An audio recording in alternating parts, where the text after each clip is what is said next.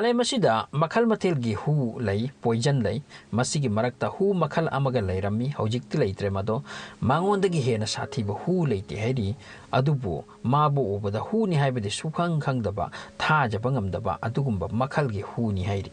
hu makal ase sijinaraga mi amabu time tharaga time kaklaga hatpa yabajani hu asigi changda depend tawi mado nomuda sihange yai ninida humnida natraga tha ama matungda natraga chahi ama matungda sihange ngambajani masigi hu ase machu leite isingumbani mayak leite manam leite maram asina masi chakiba mina sukhang khanghaude hu asigi ming ekwa tofana haina kawi aduga hu makhala sina hatkhiba mi sing loinage loina nupa ngakta oiki nupa sing ase loina magi nupi singna hatkibani chahi kaya dang hu asigi matengna mi kaya hatpa ngamki hatpagi marmoiki kanana su khangkhidi ahan pada wari ase tabada phagi mali adubu 100% achumani wathok ase 17th century da Europe da thokibani Italy gi Pedremo Kobo City da Guiliya Tofana Kobi Leishabi Amalerami Inaki am the Kunbini Amasung Manama Singi Matengna makeup Amadi Hidak Semba Jatni Maginakta Lakiba Nupi Singi Marakta Angamba Mawa Mapuro Bana Pubiba Mamai Mamit Hakchang the Dak Taba Nupi Singna Angamboiki Makoina Guiliya Tofana Ginakta Laklaga makeup Hidaki Potka Loinana Warisu asum liduna tahan bajani hairi banupi Guiliya Tofana sina hu makhalase semki bani hainei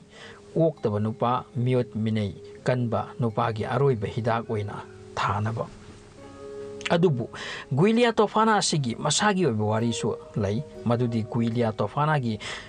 mapado sathina oktaba mi amoirami magi mama bu chara tamna phubujade asumna su line Guiliya gi mama na hu ase actually puthoklamani amasung machanupi da tuminna sindaram ki sabagi formula su taklamki kanagumana asumna su hai mawagi miwot minei dagi nanthokpa yadrabi khang bangamdrabi nupi singda makoi gi ayaba lorga Guiliya na hu ase sindarami Thao the tinsilaga ising machuni, thao got tin krabatung, kanana sukhangde. Chada natraga tal, natraga chak hinjang the tinsilaga, pijay.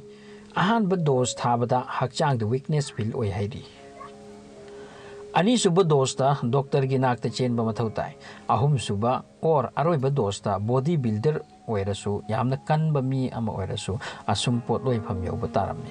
Doctor Singh na kariyamata bhab tarabde chumnagi lainani karamna asuk yang na sibano khanduna lehobanatana atay region bhab tabangamde asumna Guiliya Tofana gi hugi matengna sikiba migi masing chatruk muk ni hairi makoi sing adugi manungda Italy gi achawa sangkaya yauri hai makoi adugi marakta kharana nupi dagi yamna hanba nupa sing nupi singna pamdraba madugi maramna hu asigi tengna hatkhiba su yawi hairi loinana nupi otpa nupa kaya aroibada nupi amada huwa sipi kirami mapuroibada pijanaba hatnaba tanjadu da nupi asina ki kirami makut ni kirami glass adu makutagi taduna kaiki masidagi wari ase mayamda phonglakibani huran bagi tarani mapugi no mahaiba sidi soide nupi aduna ki bagi maramado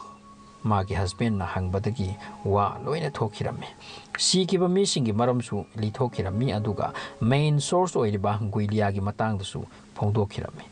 Guiliya last kari oiki haibasida motkene kharana hai arot pawa do khanglaklaba tungda mabusu hatki aduga kanagumana asumnasu line Guiliya convent amada lotuna laiki aduga Christian father singi matengna nupi ot neiba nupa yeithubagi dama huwase piramki kharanika convent panungda mana huwase sem sabagi thabaksu torongki 18th century phauda ekwa tofana ko hu makhalase malem deleramki hojikti masi thi phangdre Masi sabagi formula su mangkre isingi machumanba tinsin krabatungda mayak mahau amatta khena handaba haibase angak pamani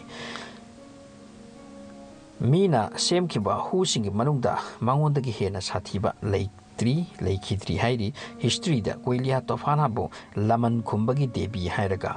ꯍꯧꯖꯤꯛꯁꯨ ꯃꯌꯥꯝꯅ ꯁꯛꯈꯪꯅꯔꯤ ꯅꯨꯄꯤ ꯑꯣꯠꯄ ꯅꯨꯄꯥ 700ꯃꯨꯛ ꯍꯦꯟꯅ ꯍꯥꯠꯂꯕ ꯐꯥꯎꯕꯗ ꯃꯥꯒꯤ ꯑꯔꯣꯠꯄꯕꯨ ꯀꯅꯥꯁꯨ ꯈꯪꯕ ꯉꯝꯈꯤꯗꯦ ꯌꯦꯡꯕꯤꯕꯒꯤꯗꯃꯛ ꯊꯥꯒꯠꯆꯔꯤ